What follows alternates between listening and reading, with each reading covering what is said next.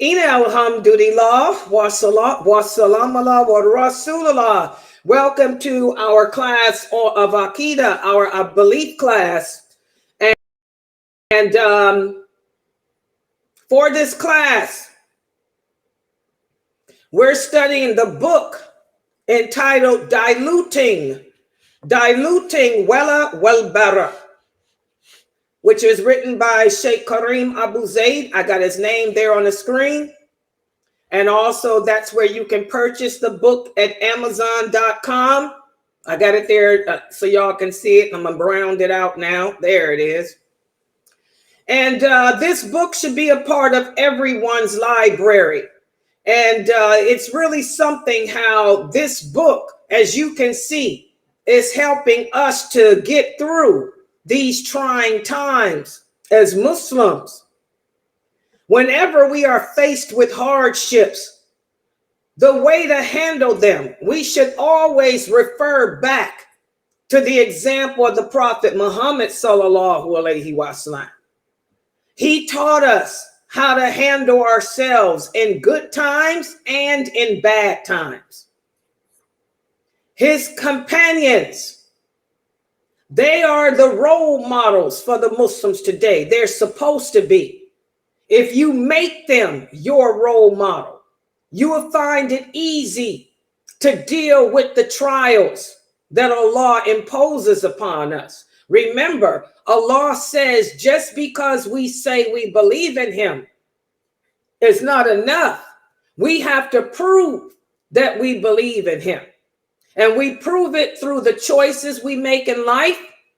We prove it through from the things we say with our tongues. And we also prove it through our actions. Does everyone understand that? This is a time that everyone needs to refer to the Prophet sallallahu alaihi wasallam for guidance. I was listening to some brother's Q&A show the other day. There's a lot of them, you know that. And somebody had called in and asked this brother, can we pray to the Prophet Muhammad sallallahu alaihi wasallam? Can we do prayer to him for guidance? You know, what do you mean? We don't pray to anyone but Allah. First of all, this is shirk. And that's another reason why Allah has sent these trials our way. Secondly, the Prophet Muhammad sallallahu alaihi wasallam left his guidance behind. He left his guidance behind, telling us what to do in these times, these trials. We have to seek the knowledge. We have to seek the proper knowledge. Okay? And he taught us that faith manifests itself at the first strike of a hardship. In other words, whenever a person first encounters a hardship, that's how you know. Your initial reaction to that hardship will determine how strong or weak you are in your iman. And we're seeing a lot of that today on social media. A lot of people who we've grown up with, who we're close to, we can look at their social media pages and see how they're handling themselves during this time. And it can determine whether or not this person is the strong believer that we thought they were or not. Remember, Allah says he sends trials. He sends war, especially war, as a means of manifesting who the true believers are. So if you look at your friends and comrades' Facebook pages and social media pages, I mean, it can be shocking to see that this person is not the source of strength that you thought they were all these years. That this person isn't as God-fearing and as pious as maybe you thought they were. Subhanallah. because of the initial reaction that they're giving right now. Subhanallah. This is the time for us to calm down, guys. This is the time for us to take control over our brain, take control over our emotions. This is the time for us to do a lot of self-reflection. This is the time for us to turn back to the Sunnah and look at how the Prophet Sallallahu Alaihi Wasallam and his companions handled themselves. Remember, La ilaha illallah, Muhammadur Rasulullah Sallallahu Alaihi Wasallam. This is a statement pledging our allegiance to Allah, our allegiance to the Prophet Muhammad Sallallahu Alaihi Wasallam, our allegiance to each other, and our allegiance to our way of life. That allegiance entails balance. That allegiance entails learning and knowing how to balance our emotions, how to balance my anger, how to balance my fear, how to balance my love, to keep it in sync and harmony with how Allah, what his love is, his hate is. Everybody understand that? That emotional crap, kill, crush, destroy. That's not balance. That's transgression. The Prophet taught the companions balance. That's what that hadith means. When the Prophet Sallallahu Alaihi Wasallam said, be balanced in your love, be balanced in your hate, because the person you love today may be someone you have to hate tomorrow. And the person you hate today may be someone you have to love tomorrow. And the Prophet's companions, Sallallahu Alaihi Wasallam, his companions displayed that. So gain control over your emotions. And what do they say in the West Side Story? Easy, easy. Y'all know I got to throw a song in. What is it, Tiba? Dun-dun-dun-dun. Whatever. Cool, dude. Play it cool. That's what they were saying.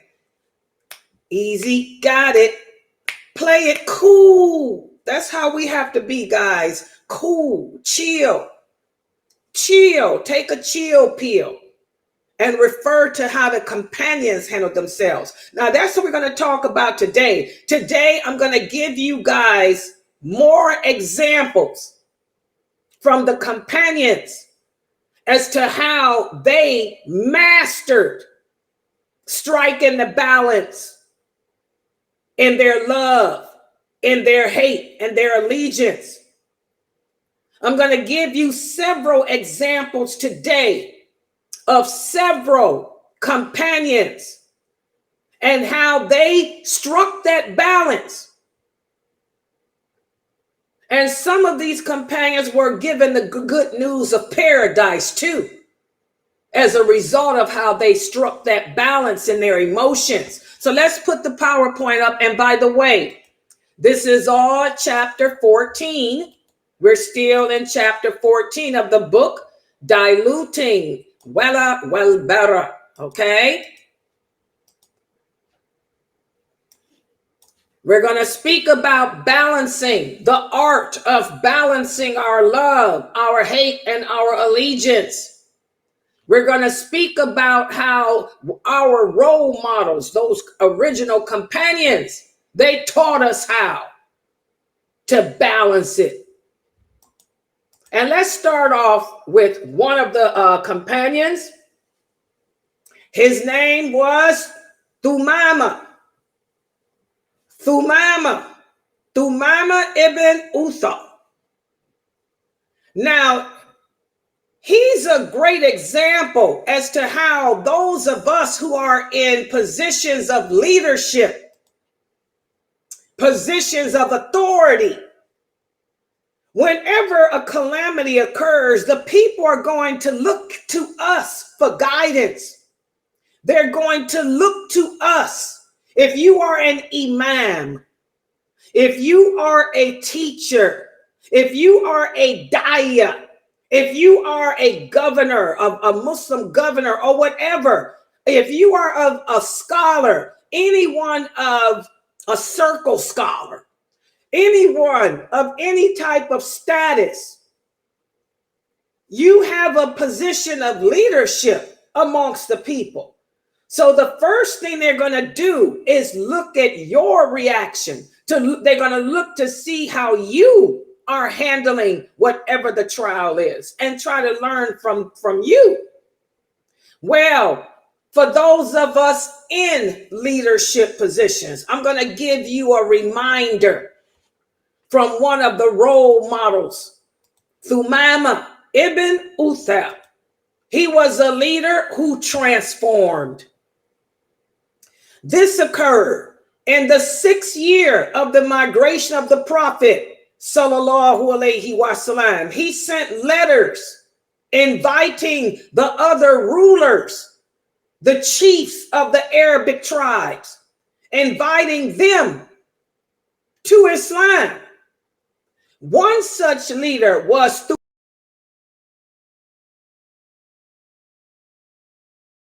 He received his invitation. He rejected it, and he became so incensed, so angry, that he put together a plan to kill the Prophet, Sallallahu Alaihi Wasallam. In fact, he was so angry, he even killed some of the Prophet's companions. And when he did that, this caused the Prophet Muhammad to declare him to be a wanted man because of the brutality he did of killing, just killing for no reason, people because they chose to believe in Allah, and he was against anyone thinking that themselves a ruler over him. So Thuamamah, he ended up being captured by a group of Muslims, and they brought him to the Prophet, Sallallahu Alaihi Wasallam. But despite the evil actions that Thuamamah did, the Prophet told the companions, treat him with kindness. He's our prisoner. But because he's evil, that doesn't justify us being evil. Show kindness to him. I want him to eat when we eat. I want him to drink when we drink. He will eat what we eat. He will drink what we drink. So Thuamamah was imprisoned, but the Prophet showed him such kindness, which was something that was not shown by the Arabs to their prisoners of war. Okay? The Arabs were a very barbaric warrior tribal people. Okay? They didn't ransom off their prisoners. They killed them, mutilated them, cut off their ears, their noses, and all kind of crazy stuff. So when Thuamamah was taken as a prisoner, that's what he thought was going to happen to him. But it didn't. The Prophet talked to him gently. The Prophet made sure no one abused him, that he ate what they ate, when they ate, and all of that. And what happened as a result? As a result of seeing this kindness, which was unknown by the Arabs as a prisoner of war, Thuamamah ended up converting to Islam. He became a Muslim. And when he converted, he wasn't just a Muslim in name. He practiced it according to the rules. In fact, he developed a love for the Prophet Muhammad. And his love for the Prophet Sallallahu Alaihi Wasallam became so great that he swore that not only would he be the Prophet's right hand, but he will support him, and that he would stop helping the Quraysh Now, like I told you guys, boycotts did exist back in those days. Thuamamah was a ruler. He was a chief, an imam, a leader of his tribe. After he converted to Islam, he swore an oath. He said, the Quraysh, they received their wheat from me because the wheat grew in his part of Arabia. He said, for the evil things that they do to the prophet, the way they slander him in this religion, I'm going to boycott them. He said the Quraysh will never receive any more wheat. And like I said, the wheat grew in his part of Arabia. His part. His part. So by cutting off the wheat from them, they suffered. Remember, there were no airplanes back then. There were no boats. I mean, they had ships, but you couldn't travel fast like we travel. Whatever you grew, where you grew, that was your main commodity. So when Thuamamah decided to cut off any wheat, they didn't receive no wheat. They'd have to wait for months or even years for somebody to travel to another part of the world to bring wheat. So this was an effective boycott. It was effective because they had nothing to make bread with, because that was their direct source of wheat. Their direct source of wheat came from the tribe of Thuamamah. He cut it off. No more wheat. You better go find something else to make your bread with. Okay. So this story of Thuamamah ibn Uthal, this is a powerful example as to how if a person truly believes La ilaha illallah, Muhammadur Rasulullah, and if they truly understand the concept of that statement, if they truly understand that we're given allegiance to Allah, to the Prophet and the religion and the believers, this can change you. It can cause you to transform from a bad person to a good person. Thuamamah, he was a man who wanted to kill the Prophet, and now he was a man who loved him, was willing to die for him, to the point that he cut off the main supply that the enemies of Islam needed. And the Prophet sallallahu alaihi wasallam, he showed us through, he's the life coach. I tell you guys all the time, the life coach of the Muslim is the Prophet Muhammad sallallahu alaihi wasallam. Our role models are those companions, but the Prophet Muhammad is our life coach. Through his life coaching of example, we learn to show compassion even to our enemy. We learn to even be merciful even to our enemy. Two wrongs don't make a right. When I look out on television and see these protests, I see young Muslim men with their faces covered, looking like, and I'm going to tell y'all, what's the point of covering your face? You look like a terrorist. Isn't that what ISIS does?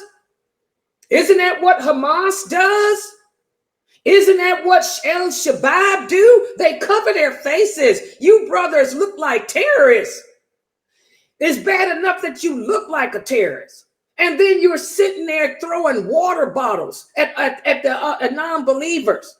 Or they threw it at us first. So because they threw a water bottle at you first, now it's a big gang fight. The police out, the Muslims getting arrested, dragged through and the Muslims cussing and calling people pigs and stuff. Astaghfirullah. The Prophet didn't do that. Thuamamah was an enemy. He killed a lot of good companions, but the Prophet still showed him compassion and mercy, and he dared those companions to do otherwise. Just like when we did the story of Safiya, radiallahu anha, she was Jewish. when the prophet defeated the Jews at Kabar, when Bilal dragged her and her cousin through the battlefield, and they saw the dead bodies of their friends, their relatives, and they were shook up. What did the prophet do? He said, Bilal, have you lost your humility? You don't drag these women through the battlefield and let them see the dead bodies of their fallen. Who wants to be remembered at their worst? That hadith is authentic. It's Bukhari. And you emotional brothers with your pictures of dead bodies all on your pages, dead children, you have transgressed the limits. This is not what our prophet came with. The prophet told the companions, don't do that. And you Muslim men with your protests, your boycotts and everything, all this other nonsense y'all doing, have put all these dead people, bodies and stuff, people at their worst. Where's your humility?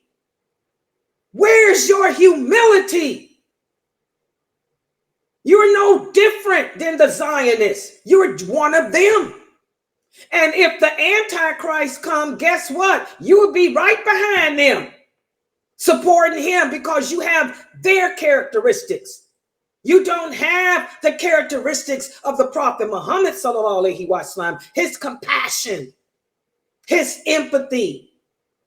You have hatred, just blatant hatred, blatant anger, uncontrollable hate, uncontrollable anger. Where's the balance? Where's the balance? When has two wrongs ever made a right? We're supposed to be the ones proving the Zionists to be wrong. You brothers are using your famous platforms to prove the Zionists right. Shame on you. Okay? So the Prophet sallallahu alaihi wasallam's actions towards Thuamamah demonstrates the importance of forgiveness, compassion, and kindness, even to those who have harmed us. And look what happened as a result. As a result of the prophet using dignity, humility, and balance, Thuamamah, who was an enemy, became a Muslim. His heart changed. Remember, I told you guys, Allah is the one that can change the heart. Not you, not me. When the prophet was dealing with in war times, what did he do? He used to pray. He asked Allah to change the heart. Change the heart of Abu Jahl or Umar, so that one of them can convert to Islam and we'll have someone, of power to help us. Allah heard his dua. Allah changed the heart of Umar. The prophet made dua asking Allah to change the heart of the Taif people. Changed the heart of his enemies. He showed compassion. He showed empathy. And he made dua. He wasn't protesting. He wasn't in the streets protesting like y'all doing, with all that anger and all that hatred. He was at home praying and asking his companions to prove the people wrong, prove what they say about us wrong through our behavior. Hello. Okay.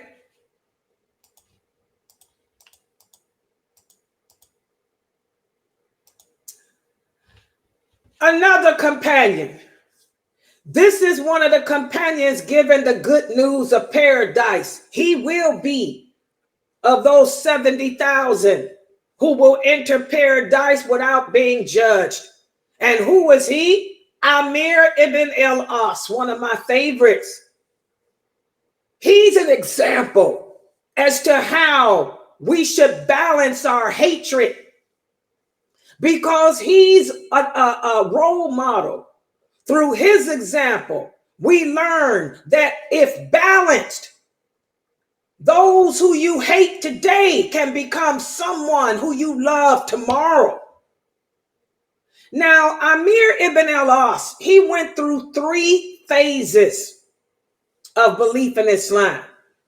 At first, before Islam, he hated the Prophet Muhammad sallallahu alaihi wasallam, just like Thuamamah.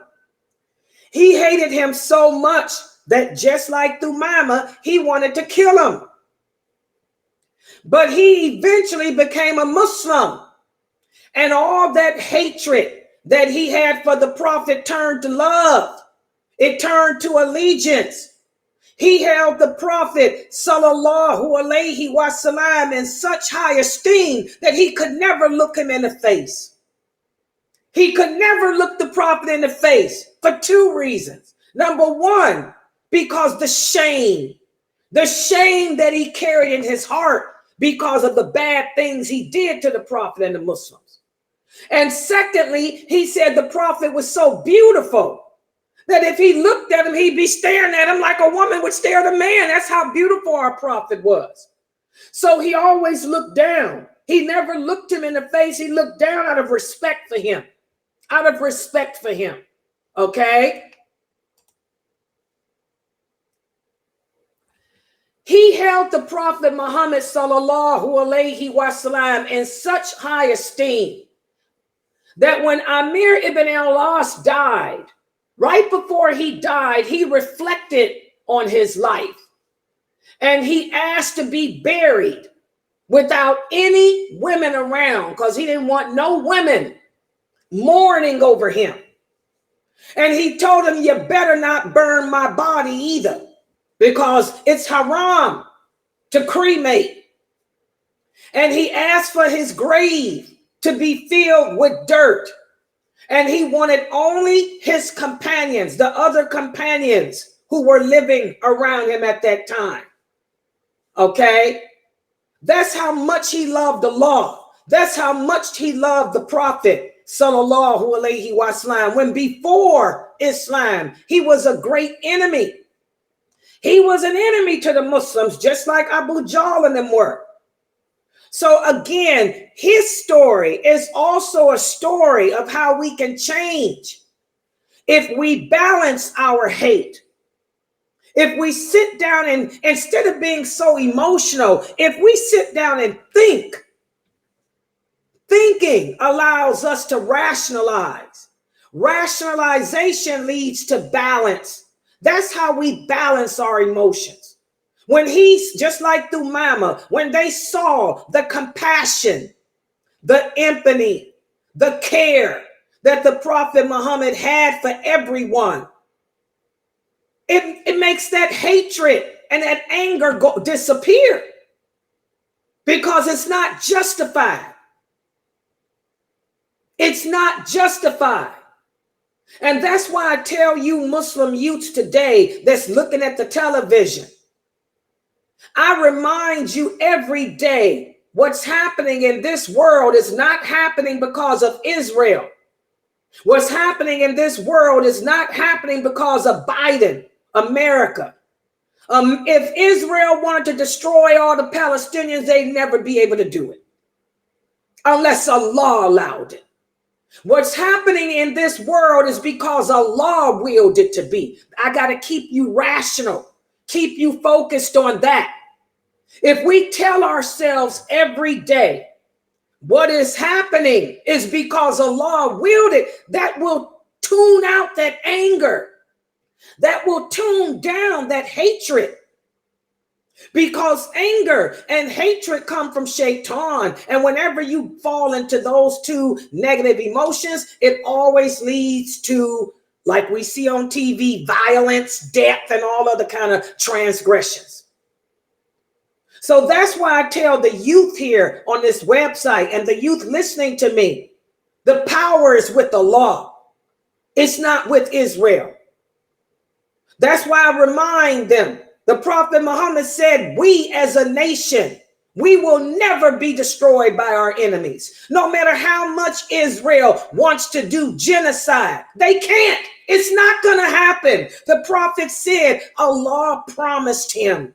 He promised him, your nation will never be destroyed by its enemies, ever. That should be a comfort to you Muslims. He said, instead, your nation will be destroyed by themselves. They will oppress each other. They will kill each other. They will slander each other, which is what we see happening today with us. We're defeating ourselves. You women protesting, you ain't helping Palestine. You're making yourselves look like donkeys. The Palestinians shake their head at you crazy women, okay? You brothers with all that anger, hatred, throwing water bottles, fighting, groveling in the street, doing karate all in the street, acting like idiots. You ain't helping nobody. You just showing how barbaric you are. Come back to the Sunnah. Another reason why the Prophet didn't protest. Protesting has more negative effects than anything positive because it's too much emotion. That much emotion can only lead to what's bad and dirty.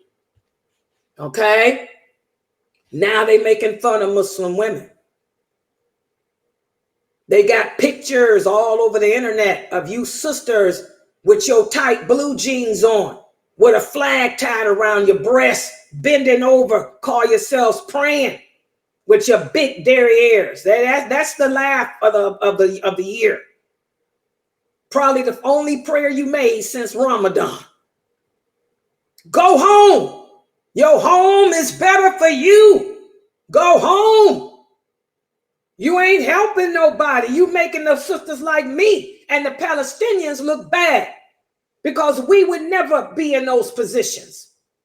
Literally in the public. Literally. Okay? So the story of Amir ibn al-As, it shows how, again, if we balance those negative emotions, they'll prevent us from transgressing the limits of Allah. We don't have control of that, but we learn from Amir ibn al-As that it's best to control that. And also there's another reminder, another example, another companion, Abdullah ibn Abu ibn Salool. Y'all know who he was? You should. He's the son of Ibn Ubay. Y'all know who Ibn Ubay was. He was the leader of the hypocrites. This was a tribe of Arabs that converted to Islam. I mean, not a tribe of Arabs. This was a tribe that converted to Islam. Not out of sincerity to Allah, but they became Muslim to infiltrate us, to see, so they could get close to the Prophet and take news back to the Quraysh. That's why they're hypocrites. What's the difference between a hypocrite? A hypocrite pretends to be Muslim. They pray with us. They dress like us. They act like us. They talk like us. And because they do that, their blood, their honor, their property is off limits, and they're the biggest threat to us because we can't do anything to them unless they denounce La ilaha illallah. Well, Ibn Ubay, he had a son. His son did believe in Allah. His son did believe in the Prophet Muhammad sallallahu alaihi wasallam. But his son also loved his father. So his son found himself in a predicament that many of you don't deal with correctly. He had to choose between his love for his father, who was a hypocrite, and his love for the Prophet Muhammad and his love for Allah. Well, he made it clear that his love for the Prophet sallallahu alaihi wasallam superseded that for his father. Because when the Prophet sallallahu alaihi wasallam had come back with his companions from an expedition, Ibn Ubay would not allow them to enter into Medina. And he ordered his son to not allow them to pass through. But his son said, forget you. This is the prophet of Allah. And he allowed the prophet to pass through, thus cutting himself off with his father, which he gladly did, because he said, my allegiance is to Allah and to the prophet, not you, father. I get so many questions. I put out a short video. It's going viral. I've looked at it. We got how many hits on that? About 500 or 600 on my little short I put out on YouTube. Whereas the sister, no, that's it. Well, 2.K. It was 2.K hits now. Alhamdulillah. One of the sisters at the Islam Q&A, my Islam Q&A show, asked me about the dowry Friday. And remember, I was telling y'all the purpose of the dowry. And then she said, well, her father takes. I said, whose fault is that? That's your fault for allowing your father and your family to take it. You can't penalize Allah. Penalize Allah before you allowing people to transgress you. Allah makes the laws. Okay, if you allow your parents to transgress the laws of Allah, then that's your problem. Don't blame it on Allah, because I get my dowry. I ain't never had nobody take my dowry. Okay, try to see what happened. I don't let nobody mess with my money. Hello. 3 things off limits: my food, my money, and my man. Hello. Food, money, and man? No, you ain't messing with those 3 things. Daughter, you may can mess with her, but not my man, not my food, not my money. Oh, I know my daughter go call me. That's a joke for my daughter, guys, because she's listening. Don't you call me Chandani. That was a joke. You know I don't mean that. Nobody mess with my daughter either. Okay, but anyway, or my jailer. That's right, or jailer. But anyway, guys, how many of you would have stood up against your parent like he did? He let the prophet through and the companions. He told his father, my obedience is to Allah and to the prophet, sallallahu alaihi wasallam, not to you. And he was disowned. In fact, to show how sincere Ubay was, when he even went to, the son of Ubay ibn Ubay was, he asked the prophet, do you want me to kill him? He was willing to kill his father for the sake of Allah. And the prophet told him, no, don't do it. Okay? So again, that's an example of balanced love. So many of us transgress the limits in our love for things. We have to balance our love just like we balance our hate. I love you because you my mother, but know your place. Know your place. I keep telling y'all that hadith about paradise being under the foot of the mother is a lie. It's a fabricated fairy tale. It's not authentic. It's a fairy tale. Okay? Our love is supposed to be for Allah first and foremost, then the Prophet Muhammad, and then yourself. You don't love nobody other than Allah and his messenger more than yourself.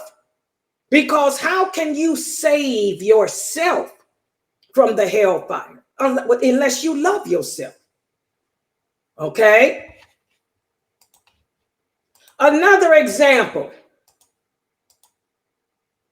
Oh, that's all. Okay. I'll say the rest for tomorrow. Okay, I got several other examples too, but that'll be for tomorrow. But today, I'm going to stop right here. Again, when we are faced with trials like we are today, the people you turn to the Prophet Muhammad sallallahu alaihi wasallam, and you don't turn to him by praying to him, because the Prophet Muhammad, he doesn't hold even his own destiny in his hands. Okay, you turn to his guidance though. One of the things that the Prophet sallallahu alaihi wasallam left behind is his guidance. And he had companions, many of them, and they are all role models for us. Look to see how they balanced their emotions, because we Muslims today, it looks like we're struggling with that. We're struggling with striking the balance in our emotions. And so just to see how well you guys understood my lecture today, I'm going to give you a little quiz. But pay attention. This quiz is different. Let me put it on the screen. Y'all ready for it?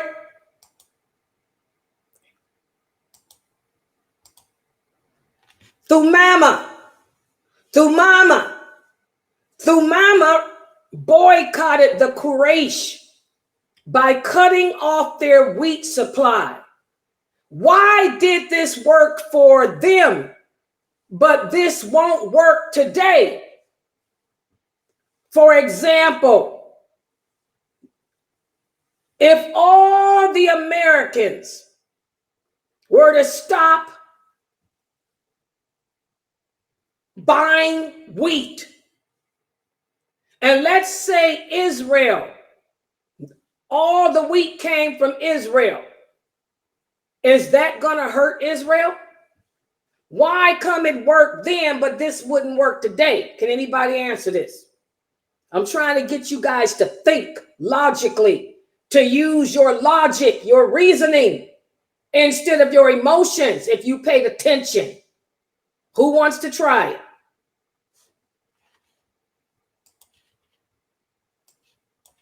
Amina Fresno, let's start with you.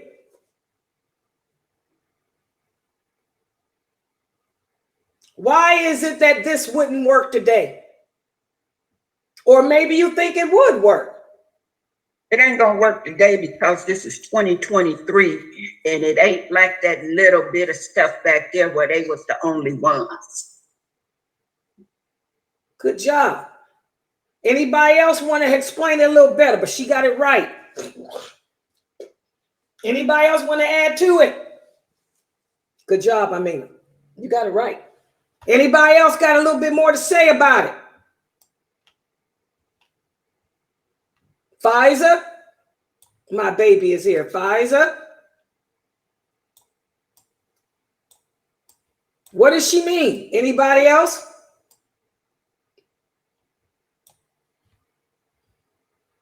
Fame?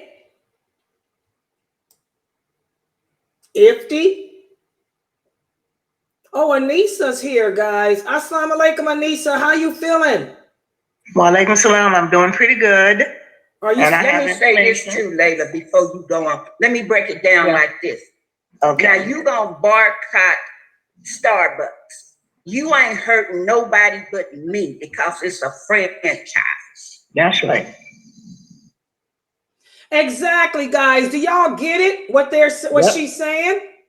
Yep. It worked then because the tribe, Thuamamah's tribe, were the source of wheat.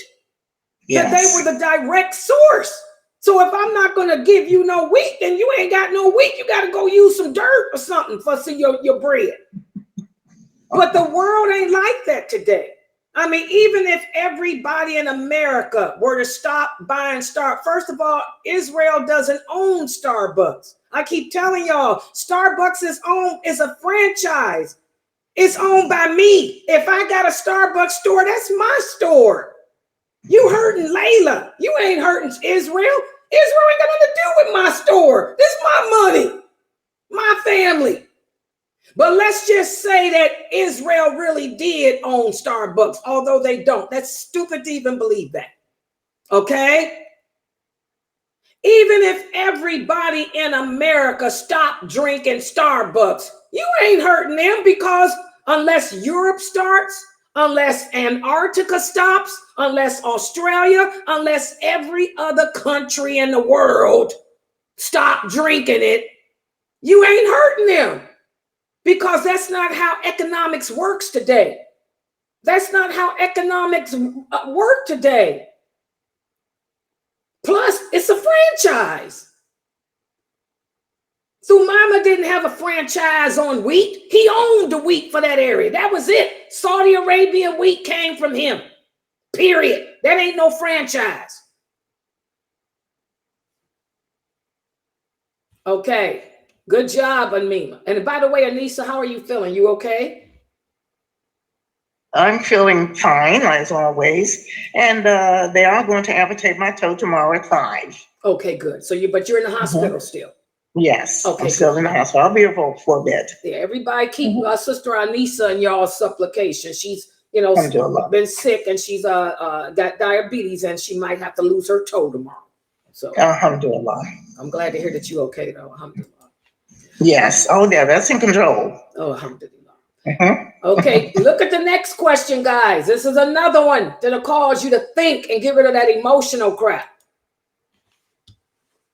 The fact that Amir al-As hated Islam to the point of wanting to kill its prophet and later loved him so much that he became one of the 10 promised paradise. This is a great example of what? What do you learn from this? In other words, share it with me. What do you learn from this? It's an example of what? Anyone? I could give one example, that by his actions and looking at his actions, he was able to gain a good example of how what you do speaks louder than what you say. So he was just so encompassed with anger and dislike that upon viewing, the actions of the Prophet. In other words, what do you learn from it? I want to hear. I don't want you to try to tell me what he did. This is an example of what for you? The fact that Amir al-As was an example of. No, what for you? I learned basically the actions of someone doing something so great or so little from the kindness of their heart. That means that I look at that as something grand. Like me implementing that same way changes me. It soothes me, and it puts me to the level that it changes me to want to implement that same behavior. So that was a grand example for me, especially in the case that, he hated him so much to the point of whoever followed Allah subhanahu wa ta'ala, that he had to take it upon himself to take out of here. And here's the Prophet sallallahu alaihi wasallam, showing him this great example just by that alone, being a prisoner, and, the Arabs, as you said, were so barbaric, and knowing the background of the Arabs being so barbaric and taking that and going about and just, seeing his example that he wasn't like that, that even though that he was as barbaric as he was, he treated him with kindness. And that was a big thing for him to do in that case. So I look at that and I take the biggest takeaway from that is the actions are number one. That could really change how you feel and see things. Okay, good job. Okay, she learned from this that this is a good example of our actions speak louder than our words. Anyone else? What's another example? The fact that Amir al-As hated Islam. And then later he loved it. This is an example of what? It's an example of how Allah can change your heart. Right. How you can be here today and gone tomorrow. But basically how Allah just changed his heart. Yeah. If we balance, good job. That's what I was getting at. If we can, go ahead. Yeah, go ahead, Empty. Yeah, go ahead. You know where I was just going to say same thing, just being balanced in who we love and who we hate, because the person we hate today, we may need to love them tomorrow. And the person we love today, we may hate them tomorrow. So the point is of being balanced. That's the point I was looking for. Yeah, to balance those emotions, especially those negative. Remember, the 3 most powerful emotions that we experience as humans: love, hate, and anger. Those are the 3 most powerful emotions. So we have to learn to balance them, okay? Because those 3 emotions alone can cause us to transgress. So we got to be balanced in our love, balanced in our anger, balanced in our hatred. Especially you young brothers and sisters out there. Y'all don't know the balance. You got to strike it. Figure it out. Strike it. Because all that hooping and hollering, that anger, and you're making everything bad for yourself. Okay? And I think I got one more question. Yeah, this is the last one. Last question. How does Islam teach us to handle family members that oppose our way of life? From those stories of those companions I gave you, that the one I talked about, Ibn Ubay's son, how does Islam teach us to handle family members who are opposed to our way of life, to our practice? What do you learn from that? How do you learn to handle your family? Anyone?